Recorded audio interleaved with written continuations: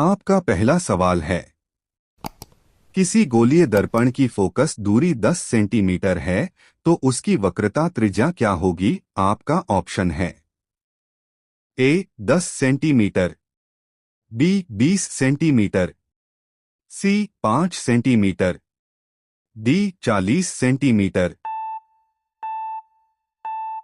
आपका सही जवाब होगा बी 20 सेंटीमीटर। आपका अगला सवाल है दो, वह गोलीय दर्पण जो बाहर की तरफ वक्रित हो उसे कहते हैं। आपका ऑप्शन है ए अवतल दर्पण, बी उत्तल दर्पण, सी समतल दर्पण, डी इनमें से कोई नहीं।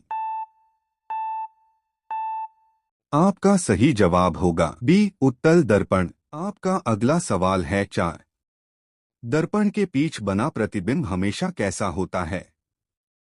आपका ऑप्शन है ए वास्तविक, बी काल्पनिक, सी उल्टा, डी इनमें से कोई नहीं। आपका सही जवाब होगा बी काल्पनिक। आपका अगला सवाल है पांच, काल्पनिक प्रतिबिंब हमेशा होता है। आपका ऑप्शन है ए सीधा होता है, बी उल्टा होता है, सी तिरछा होता है, डी आधा होता है। आपका सही जवाब होगा ए सीधा होता है। आपका अगला सवाल है छह, अवतल दर्पण में वस्तु का वास्तविक और बहुत बड़ा प्रतिबिंब कब बनता है? ए जब वस्तु वक्रता केंद्र पर हो, बी जब वस्तु फोकस पर हो, सी जब वस्तु ध्रुव पर हो, डी जब वस्तु अनंत पर हो। आपका सही जवाब होगा ए जब वस्तु वक्रता केंद्र पर हो। अगला सवाल है सात, अवतल दर्पण की फोकस दूरी होती है ए धनात्मक, बी ऋणात्मक, सी शून्य, डी ए और बी दोनों।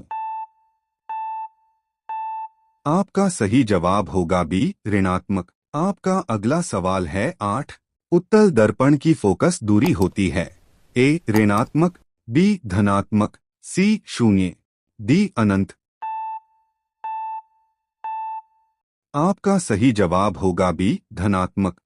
आपका अगला सवाल है नौ, एक गोलीय दर्पण की वक्रता त्रिज्या 50 सेंटीमीटर है तो इसकी फोकस दूरी होगी ए 50 सेंटीमीटर, बी 25 सेंटीमीटर, सी 100 सेंटीमीटर, डी 10 सेंटीमीटर। आपका सही जवाब होगा बी 25 सेंटीमीटर।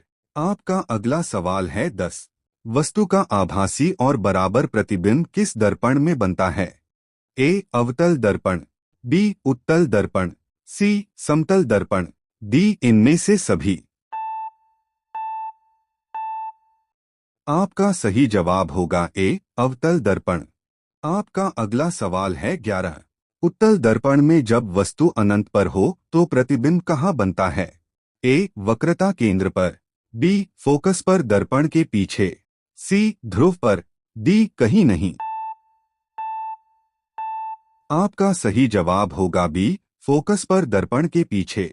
आपका अगला सवाल है 12, वह रेखा जो वक्रता केंद्र और ध्रुव से होकर गुजरती है उसे क्या कहते हैं? ए वक्रता त्रिज्या, बी मुख्य अक्ष, सी फोकस दूरी, डी द्वारक।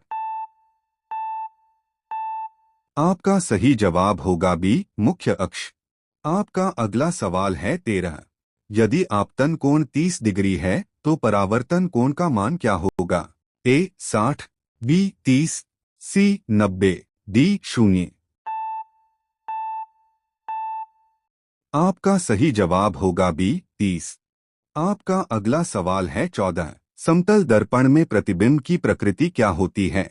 ए वास्तविक और सीधा, बी आभासी और उल्टा, सी आभासी और सीधा, डी वास्तविक और उल्टा। आपका सही जवाब होगा सी आभासी और सीधा। आपका अगला सवाल है 15, यदि किसी दर्पण की फोकस दूरी f 15 सेंटीमीटर है तो वह दर्पण किस प्रकार का है? ए उत्तल दर्पण, बी समतल दर्पण, सी अवतल दर्पण, डी इनमें से कोई नहीं। आपका सही जवाब होगा सी, अवतल दर्पण।